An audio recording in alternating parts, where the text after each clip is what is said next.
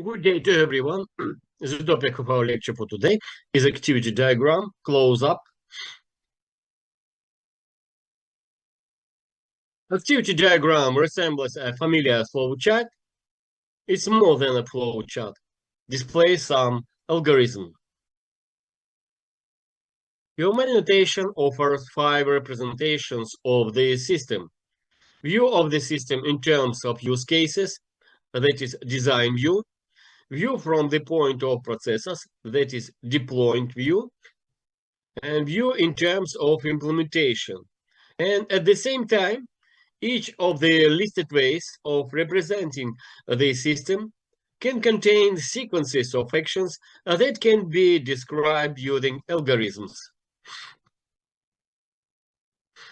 Any element of the model that has dynamic behavior can be supplemented with an activity diagram, just to clarify these very dynamics. It's possible to draw several activity diagrams for the same system, each of which will focus on different aspects of the system, showing different activities performed within it. When we talk about dynamics, we mean the behavior of the system as a whole or its parts. Activity diagrams in general don't have a monopoly on the description of the behavioral features of the dynamic parts of the system. For the same purpose, use case, sequence, cooperation, and state diagrams can also be used. The activity diagram represents the transitions of the flow of control from one activity to another. This is in effect a kind of state diagram where all or most of the states are some activities and all or most of the transitions are fired when a certain activity is completed and allow you to move on to the next one. Activity diagram can be attached to any model element as it has dynamic behavior. Activity diagrams allow you to model the complex life cycle of an object with transitions from one state activity to another. This type of diagram can also be used to describe the dynamics of a set of objects. They are also applicable to detailing a specific operation, and as we will see below, they provide more opportunities for this than the classic flowchart.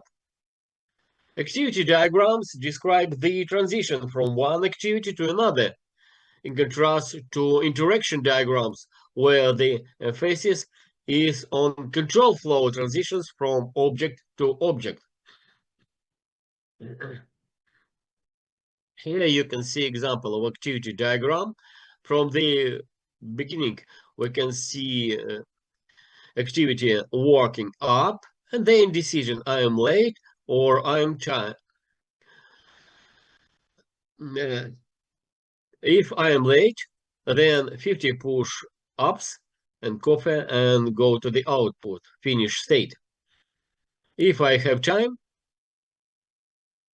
a full set of exercises, and then in parallel shower and thinking, and after merging, breakfast, and then go to the finish state.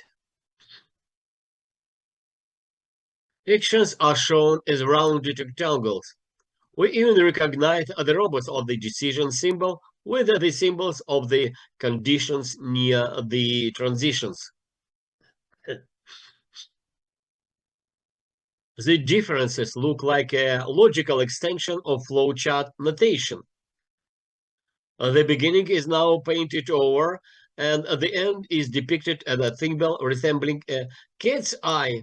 By the way, this figurative name, cat's eye, has already been firmly ingrained in the jargon of architects and analysts. So we can see the activity diagram, initial state and final state. Realization and merging. Without explanation, the meaning of the symbol that precedes taking a shower and thinking and following them is also clear. It means parallelization, and then again merging together, synchronization of control flow. That is to say, operations think and shower are performed simultaneously. The notation is simple. Several threads of control are merged into one, or one thread is split into several. There is no thought.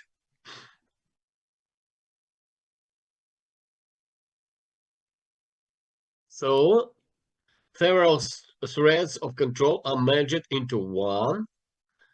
That the center we can see, or one thread is split into several. That is at the left side, and there is no thought. We can see at the right side.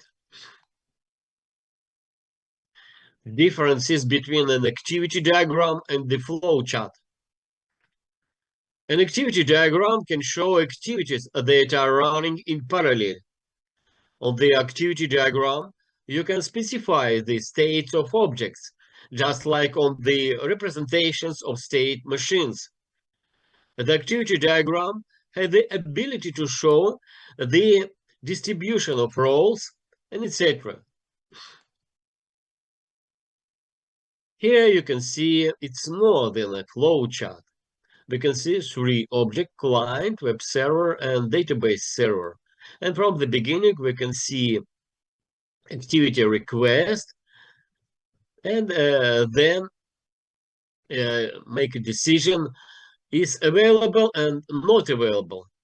If not available, then again, decision repeat or interrupt is repeat, then go to the request activity. Again, is if interrupt, go to the final state. If available, then database query, and then splitting to two activities, inform the client and perform data sampling in parallel. After merging, we can see activity generated HTML, transfer data, then receives data and render HTML, and then go to the final state. Location of activities on this diagram. They seem to be scattered over 3 thread miles, each of which corresponds to the behavior of one of the 3 objects: the client, the web server, and the database server. Thanks to this, it's easy to determine which of the objects each of the activities is performing, and suddenly it comes to the understanding that the strangeness of this diagram, it turns out, makes it very easy to pursue. The analogy with the tracks is really very good. This is the official name of the UML notation element, which allows you to specify the distribution of roles in the activity diagram. Only the tracks are not running but swimming. They are called swim lines. More formally, a track is a portion of an activity diagram area that displays only those activities for which a particular object is responsible. Track part of the activity diagram area which displays only those activities for which a particular object is responsible. We can see from the left side swim lines of client, and we can see at these swim lines activities for which a client is responsible: request, decision repeat or interrupt, receives data, and renders HTML. And next swim lines belongs to web server, and each is responsible for the activities available, not available, database query, split, activities informs the client, then merging, and then generates HTML and transfer data. And right, Swimlines belongs to database server, and it's contain only one activities perform data sampling. Swimlines designed to split the diagram in accordance with the distribution of responsibility for actions. The name of track can mean the role or object it corresponds to. Tracks can be not only vertical, but also, if it's more convenient for you, at the outer horizontal. Object trajectory or object flow. The essence of this term is that the activity diagram can also depict objects related to the activity. Using the dependency symbol, dotted arrow, remember, these objects can be associated with the activity or transition where they are created, modified, or destroyed. Let's imagine such a situation from everyday life.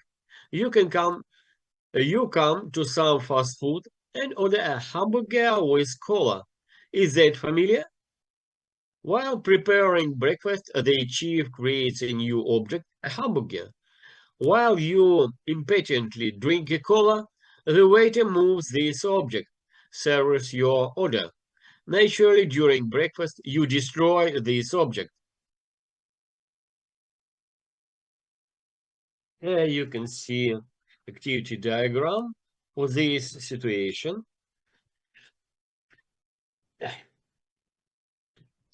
We can see three streamlines, which belongs to the visitor, waiter, and cook. And from the beginning, visitor order, then waiter accept order, and then we can see splitting to waiter activities, server scholar, and cook activities prepares. After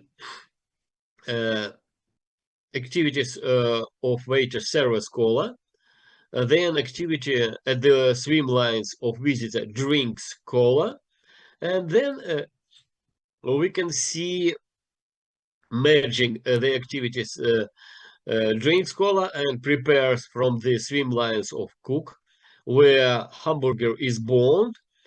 And after merging, we can see activity at the weight at the swim lines submits an order where hamburger moves to the activities at the swim lines of visitor eats breakfast where hamburger is destroyed. And then everything go to the final state. Activity is a continuous action and composite that is made up of simple actions. These are very simple atomic actions, or rather the sequence of their execution are often depicted inside an activity in the form of a small diagram of activities. It's slightly reminiscent of a nesting doll, one and often more than one diagram inside another.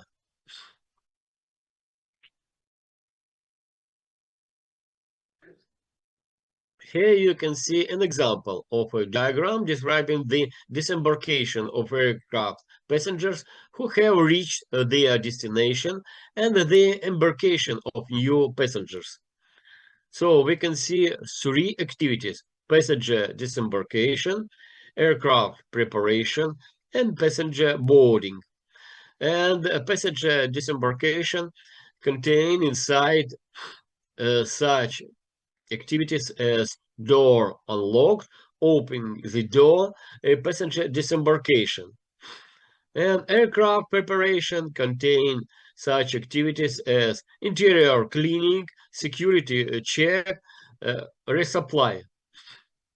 And passenger boarding contain such action as passenger boarding, closing the door, security check. By the way, in addition to the initial and final states, there is also the final state of the flow final mode. It differs from the final state in this way. The final state of a thread means the completion of one flow of control, and the final state indicates the completion of all control flows within the activity. The end state of the flow is indicated by a simple symbol reminiscent of an incandescent light bulb in electrical circuit diagrams. So we can see at the bottom initial state, and final state of the flow. In practice, activity diagrams are used mainly in two ways. First way, for process modeling. In this case, attention is focused on activities from the point of view of the actors who work with the system. In the case of such use of activity diagrams, the trajectories of objects are actively used. Indeed, remember our hamburger example. By changing the roles and activities, it's easy to imagine a certain document in its place. Next way, uh, use activity diagrams for operation simulation. In this case, activity diagrams play the role of advanced flowcharts and are used for detailed simulation of calculations. Decision-making structures, as well as separation and merging of control flows, synchronization, come to the fore with this use. And first way, process modeling.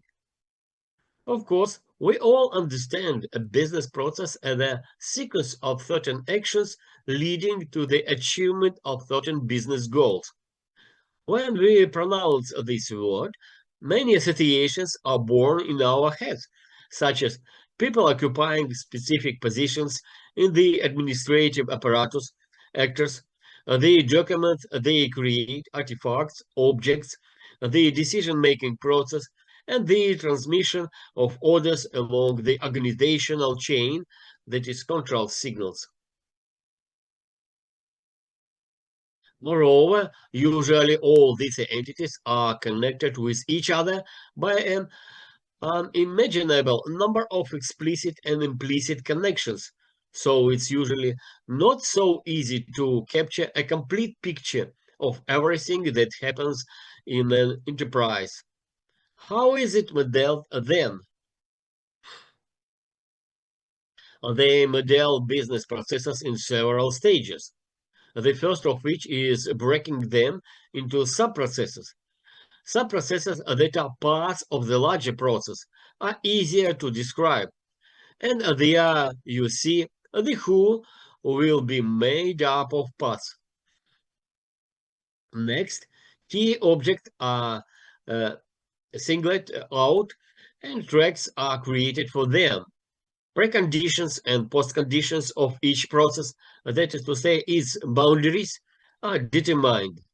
Activities and transitions are described, and the state diagrams of key objects into which they pass during the process are displayed. Here you can see an example of using an activity diagram to describe the software development process in OpenUp. And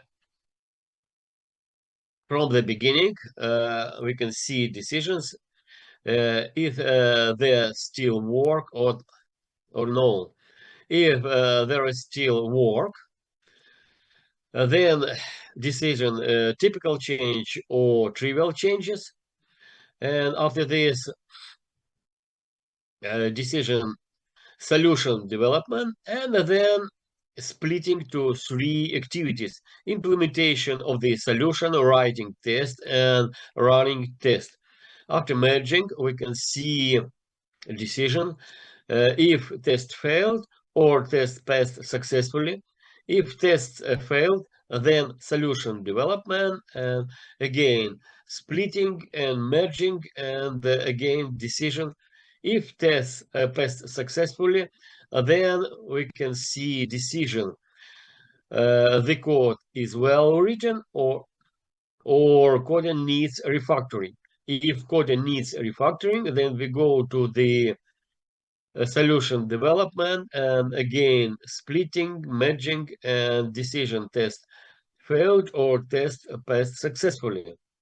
If tests passed successfully and the code is well written, then we can see integration and solution construction, and then decision the work is finished or there is still work. If work is finished, we go to the final state, and if there is still work, we go to the circle and again. Next way, operations modeling.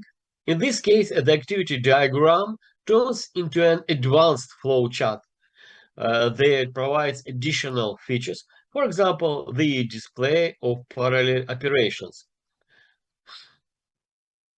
When modeling operations, UML becomes a visual programming language. That is, it becomes possible to code generate such a diagram or even compile it and immediately get an executable file. Here you can see a very simple example of modeling one of the basic algorithmic constructions circle with a post condition.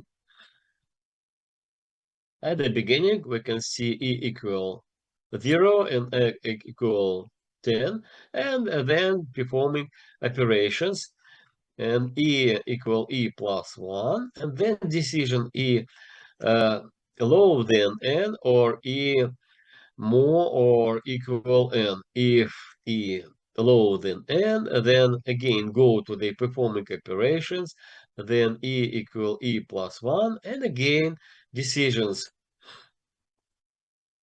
If e more or equal n, then we go to the final state.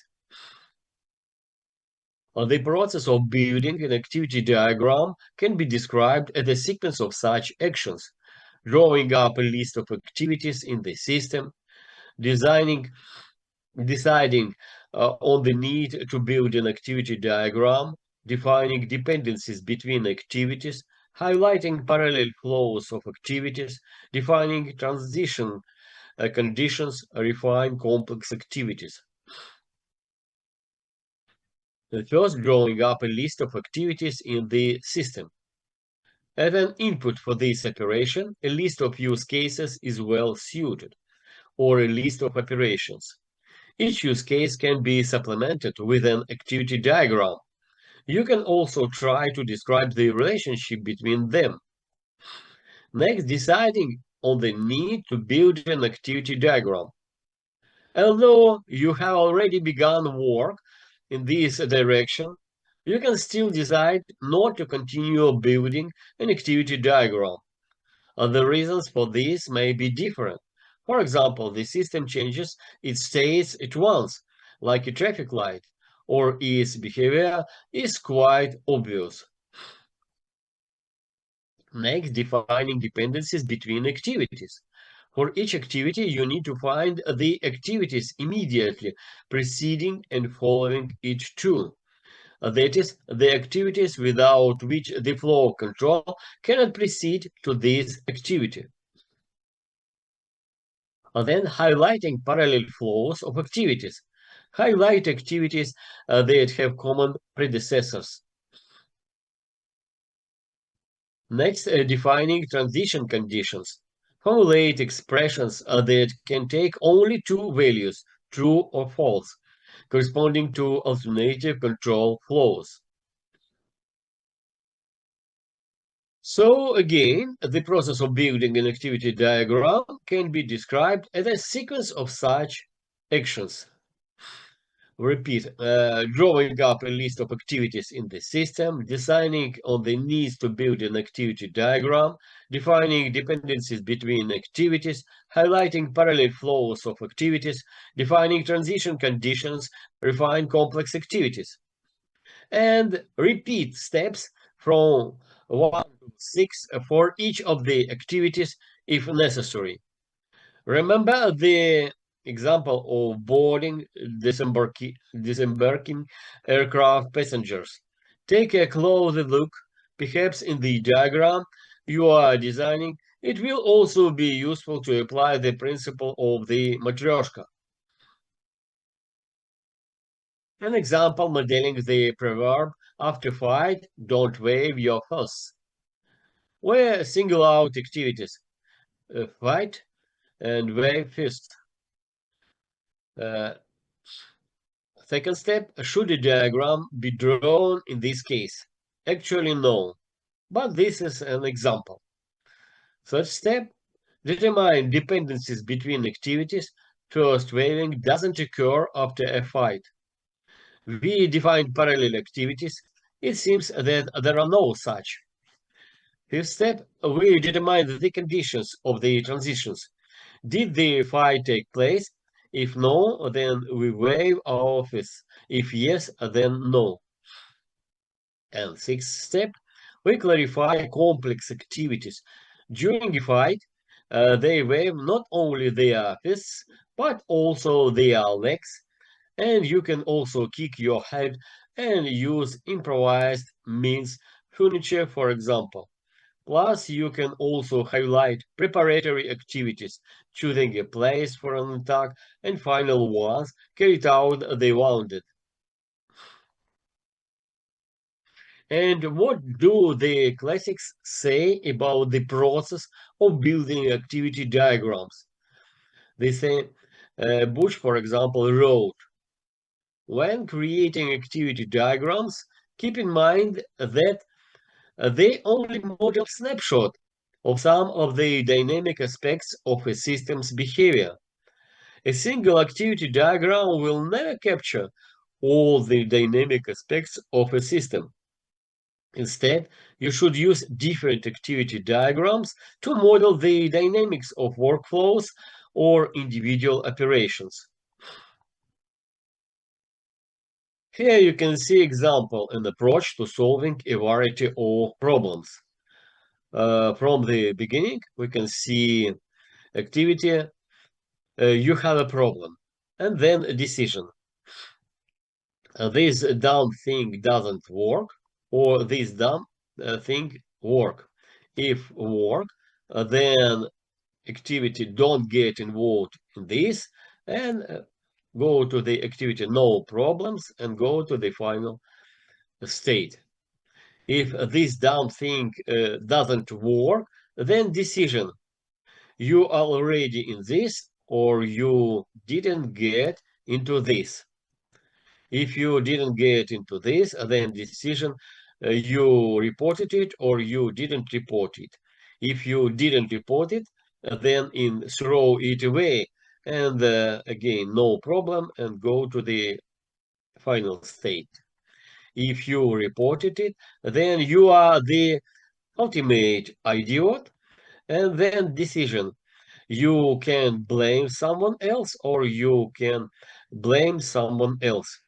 If you can blame someone else, then no problem and go to the final state.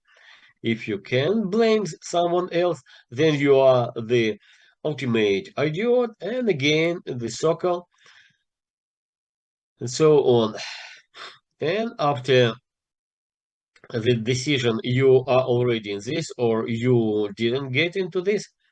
If you are already in this, you are an idiot. And then decision, nobody knows about it or someone knows about it.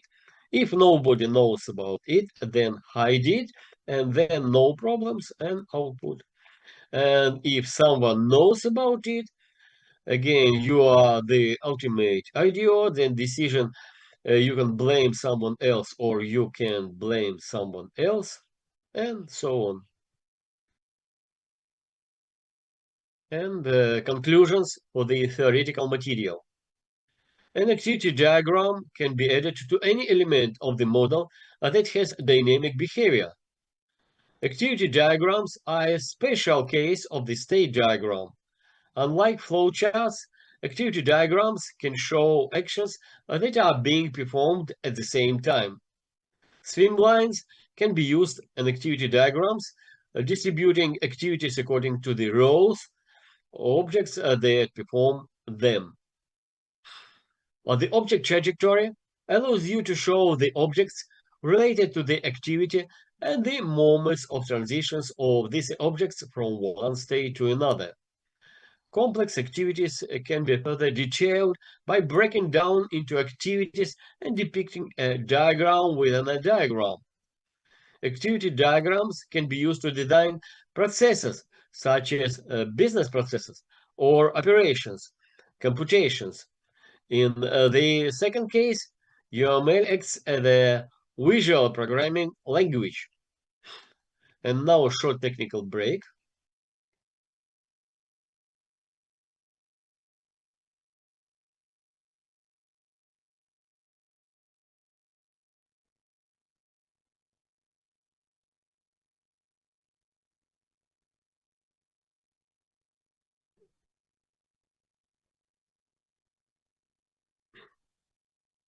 Let me check who is present.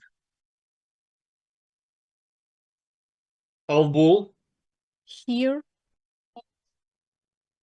Bodnar, I'm here. Бурлаев, Гайтукаев, Here. Герасимовский, Горбатова, Here. Грамматикати, Зазуля, Караульный, Here. Тервацка, Present. Ларби, Yes, I'm present. Лыцар, Мараренко, Сиротенко, Сивак, Here. Степаненко Денис, Here. Степаненко Сергей, Here. Швец, Yeah. Щевель, Димов, Чайка, Present. Кушнир Писаренко, Давидович, Present. Глинка,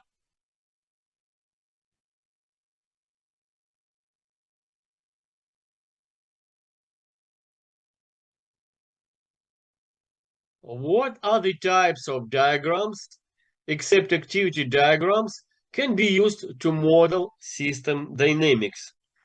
And first in line is Albul. No, Badnar. Yeah, in behavioral diagrams, it is activity diagrams. Except activity diagrams. Oh, except activity. Ex- There could That be is the other. sequence. Other. Other, yeah. The, Sequence. Yes. Do you hear me? Yes, of course. Yeah. I hear you. Great. So, sequence diagrams, communication diagrams, and interaction overview. If we are Okay, talking about Горбатова. interaction diagrams. Okay.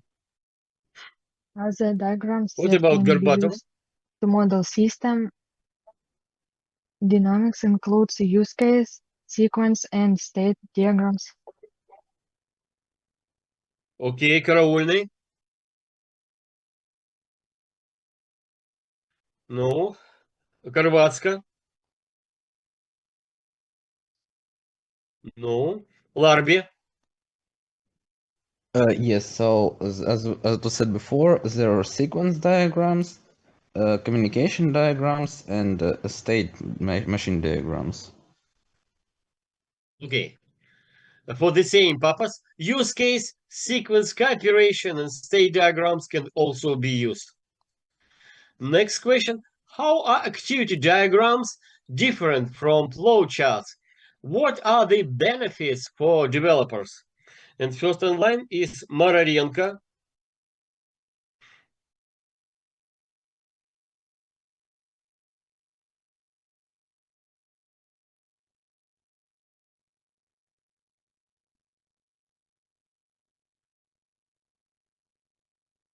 Okay, Sivak. Activity diagrams show system behavior, parallel processes, and interactions, while flowcharts describe simple step-by-step logic. They help developers better understand, design, and communicate complex process. Okay, Степаненко Денис.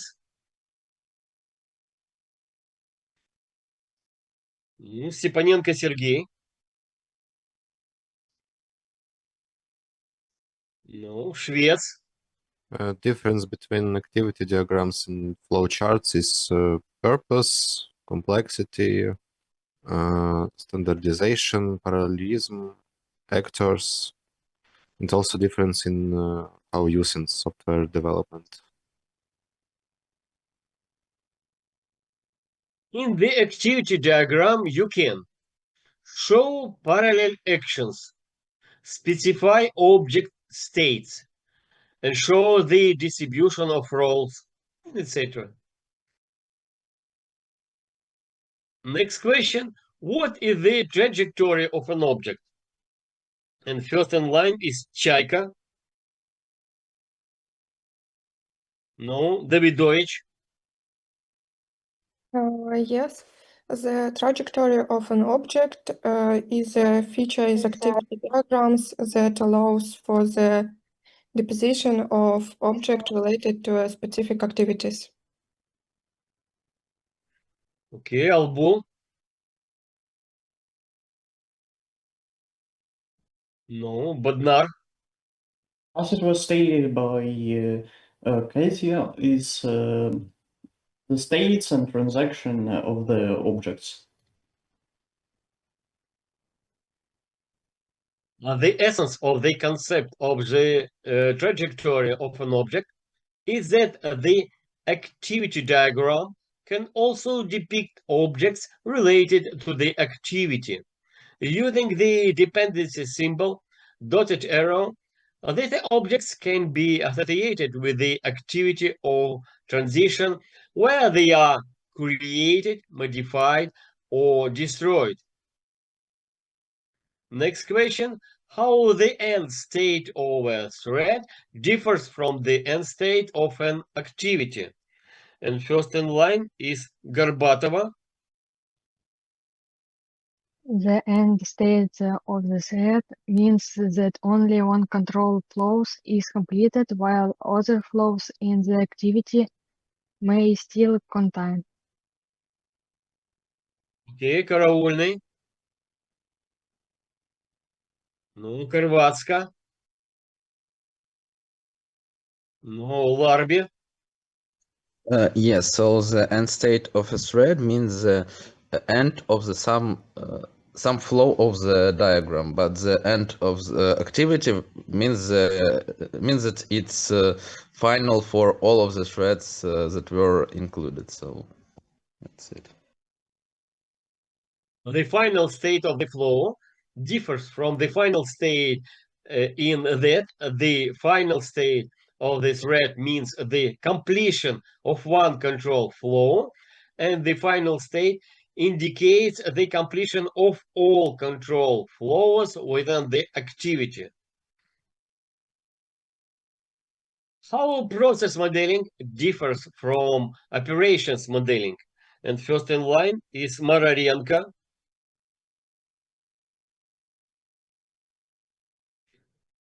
No, Sivak. Process modeling describes the overall workflow of a system, while operations modeling focuses on specific functions or actions performed by the system. Okay, Степаненко Денис. I'm sorry, I have a question. Понятно? Did you mark Gaitukаев as present? Gaitukаев? Gaitukаев absent. No, You are no, absent. but You I were said that silent when roll call. Okay, maybe it's please, do you want interpretation. to answer this question? Yeah, I can answer this question. And process modeling focuses on how things flow, the sequences of steps and activities and workflows over time. But operation modeling focuses on how the system performs. It focuses on resources, on efficiency, capacity cost, and optimization. Окей, Степаненко Сергей. Ну, швец. Yes, process modeling mainly focus on overall workflow, business process, and operation modeling mainly focus on internal logic of a specific operation or function. For process modeling, in this case, attention is focused on activities from the point of view of the actors who work with the system. In the case of such use of activity diagrams, the trajectories of objects are actively used. Indeed, remember our Hamburg example. By changing the roles and activities, it's easy to imagine a certain document in its place.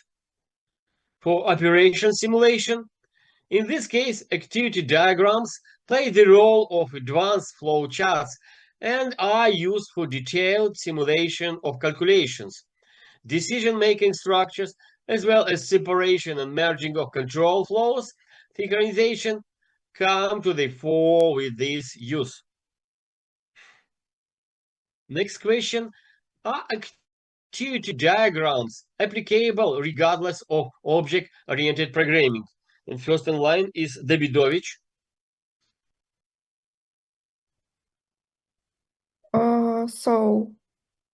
An activity diagram, I think, yeah, high verificated and can be applied regrets or whether as object-oriented programming like OP, it can be attached to any model element that has dynamic behavior, not just object to classes. In process modeling, they focus on business goals, workflows, and the actions of actors, which are concepts that exist independently of OP structures. Okay, Albul. No, Bodnar. So, short answer is yes, but the activity diagrams are independent, such as they are used to model dynamic view of the system of the logic workflow because they focus on activity and transactions rather than class inheritance and hierarchies. They're just as effective for produce our code, system architecture, or business workflow. So short answer is yes. Okay. The activity diagram can be used wherever you want to visualize any activity. Next question, what can be said about the trajectories of objects in the activity diagram? And first in line is Gaitukаев. Yeah, in an activity diagrams from UML, the trajectories of objects represent how data or objects move through the. Okay, Горбатова. In a activity diagram, object trajectories show how objects are created, modified, moved, or destroyed during activities. Окей, Караульный. Ну, Крвацка. Ларби. Yes, so the trajectory of the object depicts how object is no, the state of the object in the diagram, so how it behaves during its lifetime. So Well, the essence of this term is that the activity diagram can also depict objects related to the activity. Using the dependency symbol, dotted arrow, these objects can be associated with the activity or transition where they are created, modified, or destroyed. Next question. Name two main uses of activity diagrams. And first in line is Mararenko.